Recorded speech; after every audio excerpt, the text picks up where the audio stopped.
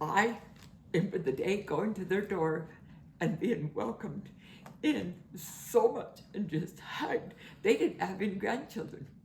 We were the first. And it was Jeff, Randy, Cindy, and I. And we were little. And Villa was so excited to have us. And Villa's only a year older than Jeff. And we loved it. We loved every minute of their life. And they never, ever. Grandpa was a little different. Grandma took us in and just welcomed us in and loved us and cared for us, made us things. They were the best. They were hands-on grandparents, hands-on, and I mean hands-on, if that's what you needed. Working hard. But I love that. I never got disciplined by them. Never. No. Mm-mm. And I've told people this before too. My grandpa was much more stern, but he was. I'm just going to tell you. And my dad told me later. He goes, "You got a different part of my dad than I did." Because I think as a father, he was more stern, but they had lost their first baby, Lyle. And you don't want to feel that pain again. So sometimes back in that generation of time, they wouldn't put their whole heart and soul back into their children. They just survived. We're going to just survive. But with Grandpa, I remember him teaching me songs when we would go and gather eggs.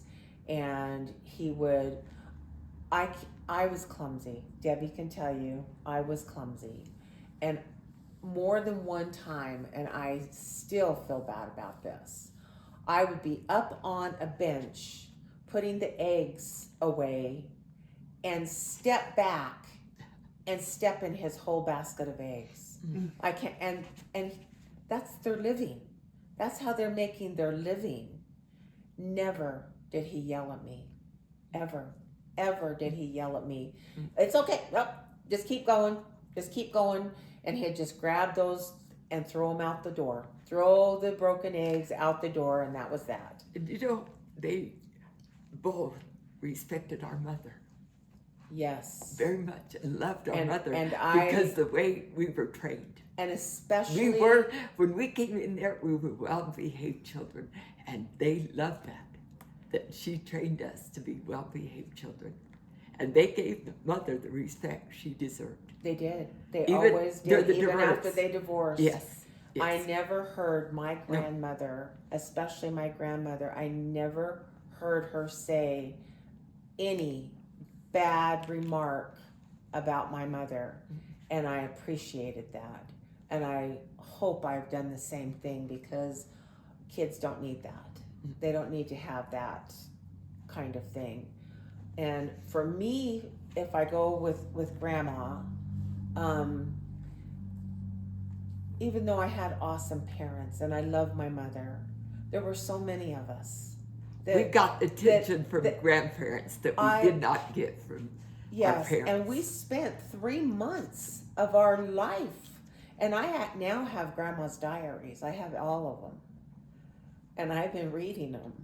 And she would write every day, just a little paragraph every single day. But I didn't realize how often during the year we did stop in or was dropped off, and Grandma would take care of us. When Scott was born, they took him for 4 months. And I remember 4 or 5 months, because they didn't come to Mesa. And it was my grandma's lap I got rocked on. My grandma rocked me. She's the one who read me stories. We didn't have a TV at their house. So I remember I loved to get sick. I loved it because Grandma would get fresh cotton sheets. She would put me up in that bed. I never got that anywhere else. She would put Vicks on my chest, up my nose. Sounds like somebody I know. I loved it. And she would sit at my bedside and she would get me into a book that had chapters, because she was a school teacher. And it was like going on an adventure. And she would just read to me, at night and during the day if I was sick, but at night she'd read to us, and she would rockabye us, and we would drive to Holbrook to get our Dairy Queen. Our Dairy Queen, and me, Cindy, and Crystal would sit on her lap. No car seats. We would sit on her lap and we would sing songs. And to take on 3 kids all summer long, and she had us in primary, and she had us in all the things. And I remember Grandpa putting a wagon together for us one 4th of July that we could do in a little parade in Woodruff, and he had it all decorated 4th of July.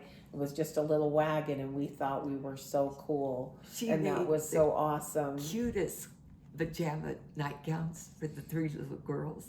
She would make them clothes. We always went home, and she had made us each probably at least 5 dresses each. And there's 3 of us. That's 15 dresses. And she would sew them all summer long. And we'd watch her making them, and I'd be so thankful, because without that, I don't know what I would have done. And their garden was beautiful. People would come from everywhere to buy some of their corn, their produce, their corn on the cob, their tomatoes, their rhubarb. She had a candy store in the house. Yeah. And sold candy. Yep. Let us Because each day pick out something. There was no store there. And we didn't ask. No. It's funny. We didn't ask. She would say, "You earned some candy. You earned a piece of candy," or whatever, and we'd be so proud of that. And we'd be so excited. But we knew that they made their money doing that. Yeah. We weren't saying, "Give us a piece of candy every minute." We didn't do that.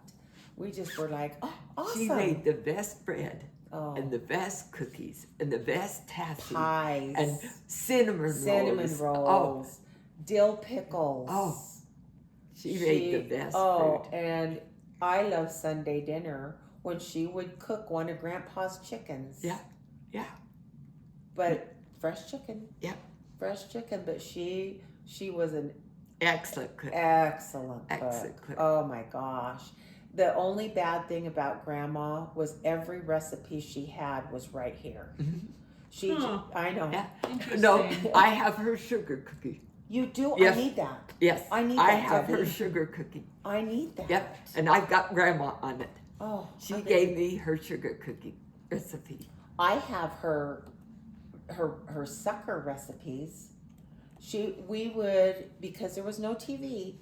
Think about no TV. Nothing. So on Saturday nights, the church would put together a movie for all the kids, and we would just get to go in the recreation thing and would watch a movie. But Grandma would always make every child a sucker, so you could have a sucker when you went in. Yeah.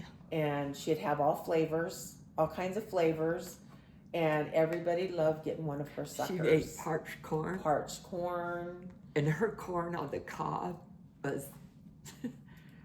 And then back to, since you reminded me of Crystal's funeral, my grandma's funeral, she had taken quilts and food and pies and all of her baked goods to the Indian reservation. And I remember going with her.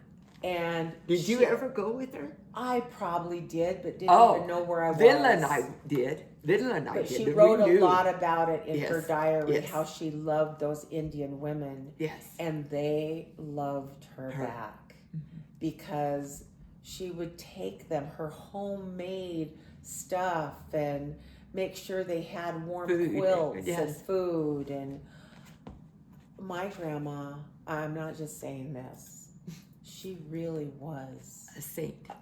I say heaven lost a saint and earth lost a saint and heaven gained an angel. Because when she passed away, she was pure kindness and pure she goodness. was not a good-looking woman, but No, we she never wasn't. saw that. I never saw that. She would say, I'm not that beautiful. Yes, And I would be yes. like, what What are you talking about? You are the most beautiful woman I've ever known in my whole life. And Grandpa loved her. And I remember when she started getting sick, and because she waited on Grandpa. She was the old-fashioned woman. But he worked hard too. I mean, it's not like he wasn't working But hard. she worked along with him, plus did her Did that stuff. too. But I remember her starting to whittle down, and she had the same back problem that I had, except she didn't get the $500,000 surgery like I had. She had to live without that. And I just think and she was hunched over like this. Yeah, she walked. And really. I just think to myself, how did she do that? But she did. But Grandpa at the end took care of her. And I said to him one time when I went to visit, I said, Grandpa, I never thought I would ever see you waiting on Grandma like this. And he said, I'm not doing as good a job as she did for me all these years. But he said, Tammy, it is my honor of life to get to take care of this woman who has taken care of everybody. Mom cut her hair. Mom would cut her hair. Yeah. And before she died, Mom and I went to see her.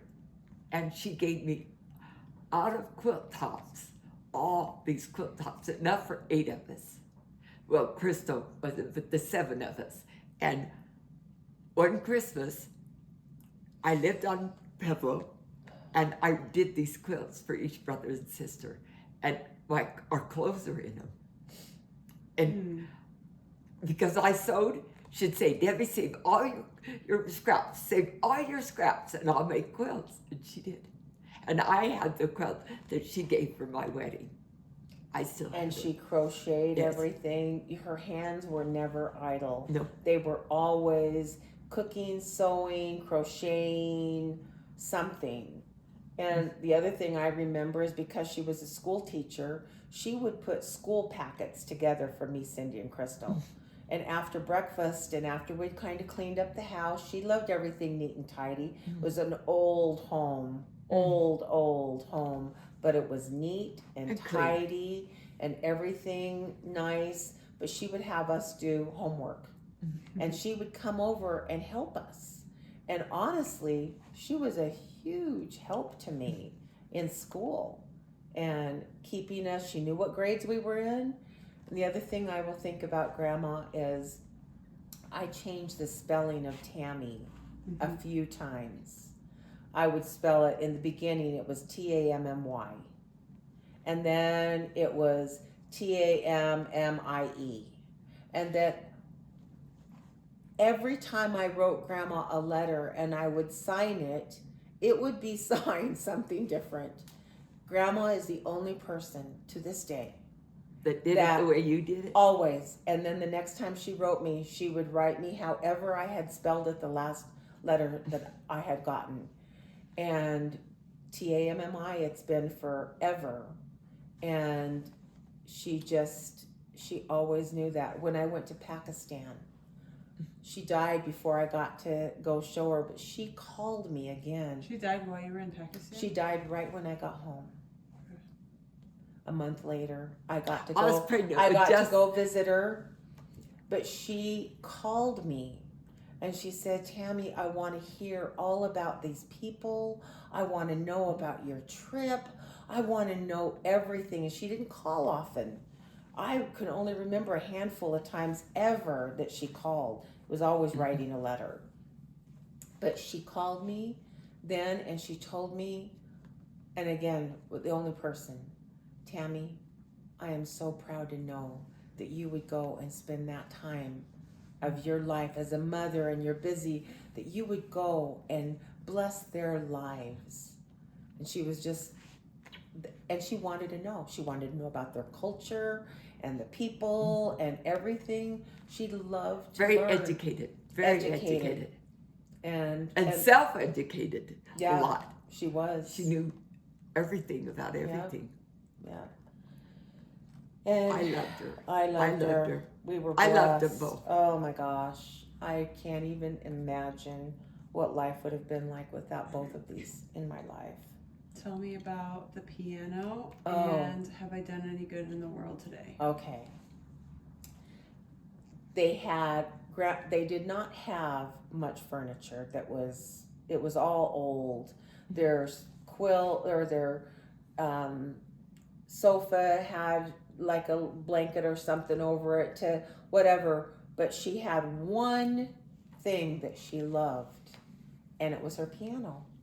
And we all used to bang on it. She never got upset with us or anything, but she wished that one of us would have learned how to play the piano. She wanted one of us to play the piano. But when she died, that was one thing my Aunt Erlene did, is she, don't ask me why they did it, but in that little town, they literally they did an auction and sold everything they had. And the one thing I purchased and took was Grandma's piano. I just was not going to let somebody drive off with that piano that I didn't know. And I got that piano, and I've had it ever since. Before you were born, you know that piano. I keep it at the cabin, and it's got its own little place there. And Grandma but nothing meant, she wasn't worldly. She cared about you. She cared about how you were doing, what you were, and in her writings, a lot of it, she's talking to you about the weather and stuff, but I know how to read in between. I know how to get in between, and the thing with me is, when I'm reading her diaries, I remember watching her write in those diaries. I remember every day, and I found what she wrote about me when I was born. And I still have that little blurb. Not a lot, but oh my gosh, we got Tammy born. Tamara Dawn was born, and she recorded it because that's who she was. And she wrote everything down. She always wore a white apron. Yeah. Only time she took that white apron was church. Church. That was it. She always had a white, crisp apron on. And you were going to have a full course breakfast every day except Sunday. I didn't like eggs. That was a hard thing. And I loved it. I loved waking up and I could smell that bacon and everything cooking. But on Sunday you ate cereal. So that you'd be at church? Or That and she was resting from her. Yeah. You're not gonna get a full big breakfast on Sunday. No, you're gonna get some cereal. And she might boil some eggs, but usually we just went and ate a bowl of cereal. And we'd get our own, and that would be, and every other day you're waited on, but not on Sunday. But in their prayer too, I loved growing up with this. You did not have your prayer and blessing together. It was two different prayers. Yes. You were down on your knees. You for got prayer, on your knees. and then got up and You had got the blessing. on your knees, and usually Grandpa would say the prayer, or Grandma. Never us kids. It was one of the adults that said the prayer, and I loved listening to both of them pray. I loved it. And then we'd get up, and one of us could say the blessing on the food, but not the prayer. That was Grandma or Grandpa. Yeah. And I don't remember a time being at their house where my grandma, and I think this is just, it's just how she was. We might have our family prayer, but she would come and kneel with each of us at our bedside and listen to us say our own prayer. She taught me to love my prayers. I don't care if I'm walking. I don't have to be on my knees to say a prayer. I can be, when I would say I'm going to go on my walk and talk or whatever, but Grandma made it important. And it wasn't just, okay, we had our family prayer, good night. It was, okay, now let's go kneel by your bed. And she was just, she had a huge testimony of her Savior and being a Christ-like person, and service was just her middle name. There was nobody, and everybody loved my grandma and my grandpa. He was the, oh gosh, what's it called in church? Clerk. The clerk. He was the clerk for as long as I can remember. Forever. And sometimes he had to go back and gather eggs, or something would be happening at the farm. He would go and do his clerk business. He would make sure he did that, and then he might have to leave. But he was there, and he was going to be the clerk. And Grandma was going to have us all right there with her, sitting there, and there was not a question of, are you going to go to church? Let's go, and we were never late. Not with Grandma and Grandpa. Never. Nope. Have I done any good in the world today? You know what? It's so funny that you say that. Cindy doesn't remember this. I do. But I remember as a kid, back to singing, I remember my grandma humming or singing, "Have I done any good in the world today? Have I helped anyone in need? Have I cheered up the sad? Have I Made someone feel glad? have I made someone feel glad? If not, I have failed today." And I can remember as a little child listening to her sing that song and being able to, in my heart, say, yes, you have, Grandma. You have. You have blessed my life and a lot of people's lives that I've seen come over today. You can keep singing that song because you have, and you don't even have to make it be a question because you have. And Leora, Turley, Nowlin, Decatur, Karchner, and they were awesome. Blessed our lives. And did you ever feel different? No. From the time that we knocked on that door, I remember going through that gate and knocking on the door, and we were welcomed. And we had the wedding there. I remember the wedding. I remember everything. They were so good. What traditions stem from them? Have you carried any traditions down from? I never did Because a our Christmas family or is so anything big with on them. traditions. You have so Yeah, many. yeah. Did anything come from them, or did you kind of create them I more think- yourself? To be honest with you, maybe as a child you remember this, but this is what I tried to carry with me. When any of you guys were sick, I wanted you taken care of. Always on your bed. I wanted homemade chicken noodle soup. I never wanted you guys to come home from school and be hungry. I wanted to know there was a pot of something going or whatever. And that would have come from my grandma. All of that from my grandma. Reading stories, rocking, all of that comes from my grandma. And because that was such a special part of my life, I don't know what I would have done without. And you weren't going to, anything you did, it was going to be homemade. You're not, and they, again, was food, tradition. I guess for me, if I'm going to say tradition, work ethic.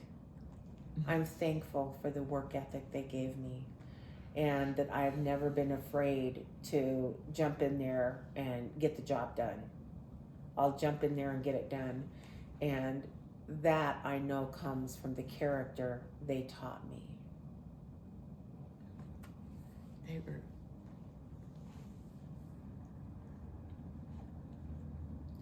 were special. They were. And some things I will just carry with me in my heart forever, and I get to keep it. Yeah.